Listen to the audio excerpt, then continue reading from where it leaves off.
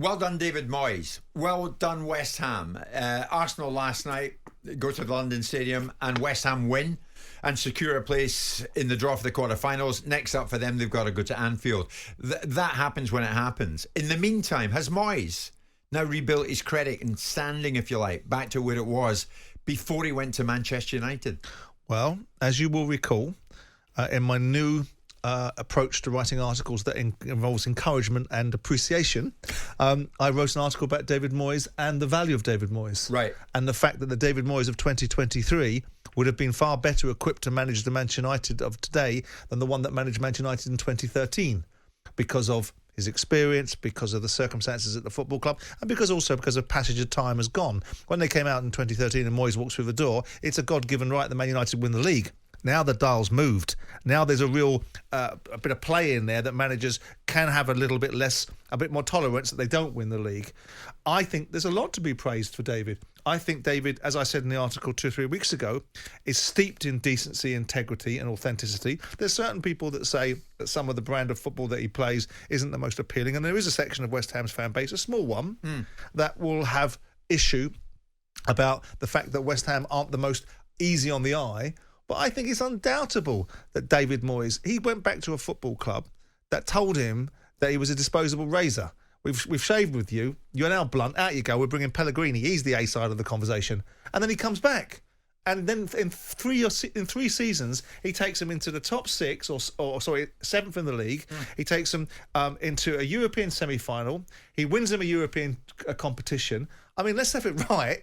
Whether you look at it in isolation at moments in time when it looked like the wheels are coming off, when you look at the body of the work, he's a man for all seasons. Yeah. And all seasons being save them relegation in the first season when Pellegrini made a holics of it, put them 7th in the league, get them to win a European semi-final that they got to, win a European competition, and they're going all right this year. I mean, I'm not sure you can say there's too many things wrong there, and he should be given a new contract, because his contract runs out this year. So absolutely David Moyes, after Sociedad and Sunderland, saying things and doing things at Sunderland that weren't befitting. The Sociedad decision was a bad one because it was the wrong move.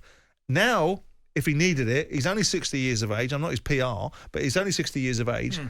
West Ham have got a live one there.